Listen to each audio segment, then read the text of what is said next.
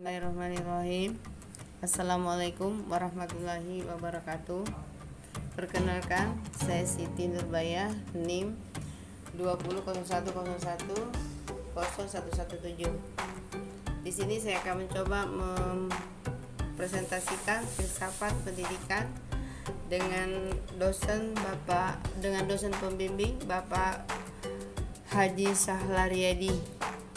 Adapun judul yang kami akan bahas adalah sikap dalam menghadapi tantangan terhadap pendidikan. Di sini saya akan menjelaskan bab 1, sikap dalam menghadapi tantangan terhadap pendidikan. 1. Sikap tak acuh terhadap tantangan perubahan sosial.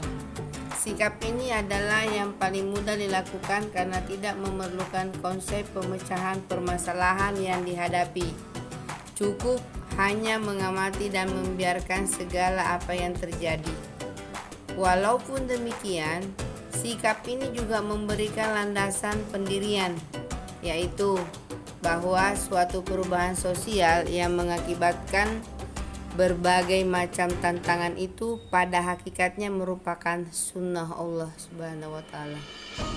Sedangkan pada hakikatnya realitas yang ada di balik gejala perubahan sosial itu terletak di balik pengalaman masyarakat. Hal itu berupa hukum-hukum sosial, kebenaran abadi, dan zat Tuhan sendiri. Dari realitas yang hakiki inilah yang perlu ditanamkan pada anak didik dalam lembaga pendidikan.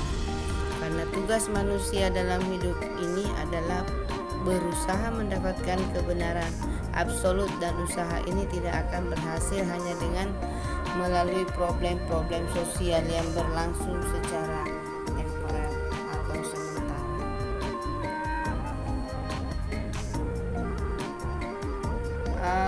Adapun poin kedua, sikap mengakui perubahan sosial tetapi menyerahkan perubahannya kepada orang lain.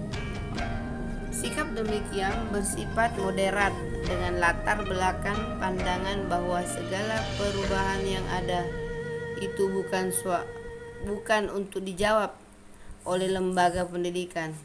Juga tidak perlu membuat argumentasi tentang realitas perubahan itu, cukuplah orang atau lembaga lain yang menanganinya. Sekolah atau lembaga kependidikan tidak perlu menganalisis mengapa dan bagaimana serta kemana perubahan masyarakat itu terjadi dan akan terjadi lagi.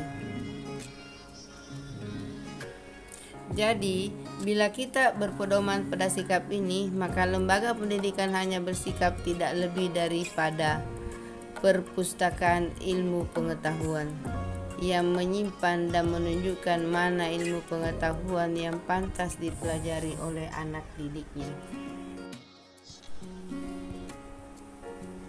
Poin ketiga, sikap yang mengidentifikasi perubahan dan berpartisipasi dalam perubahan itu.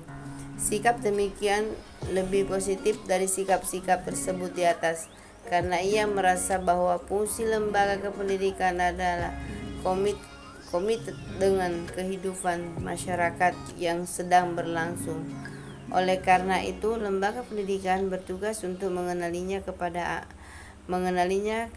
anak didiknya agar mengenal realita yang ada dan membuatnya mampu menghayati perubahan-perubahannya sebagaimana watak dan ciri-cirinya, serta mengenal metode apa yang baik untuk menanganinya.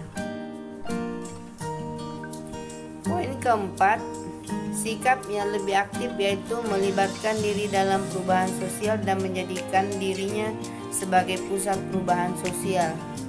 Sikap demikian lebih militan dan progresif daripada sikap yang ketiga, karena ia berpendirian bahwa lembaga kependidikan harus bertanggung jawab terhadap perubahan sosial tersebut.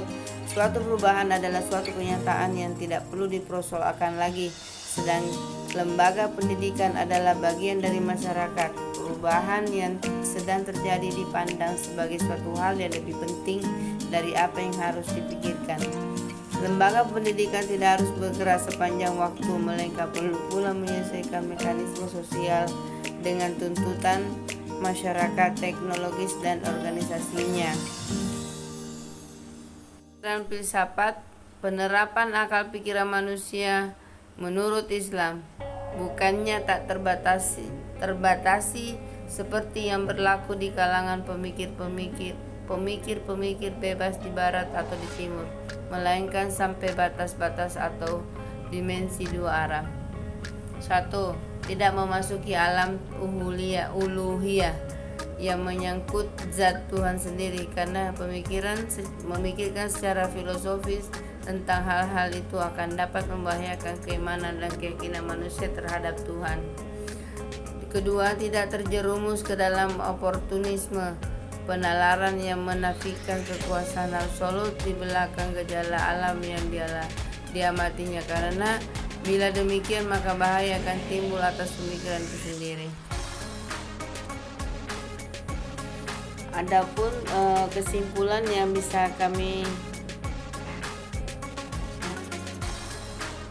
materi yang kami telah paparkan tadi, kami bisa menarik kesimpulan bahwa sikap ini adalah yang paling mudah dilakukan karena tidak memerlukan konsep pemecahan permasalahan yang dihadapi. Cukup hanya mengamati dan membiarkan segala apa yang terjadi. Walaupun demikian, sikap ini juga memberikan landasan pendirian, yaitu bahwa suatu perubahan sosial yang mengakibatkan berbagai macam tantangan itu pada hakikatnya merupakan sunnah Allah SWT. Demikianlah pemaparan yang kami sampaikan. Atas segala perhatiannya kami ucapkan terima kasih. Wassalamualaikum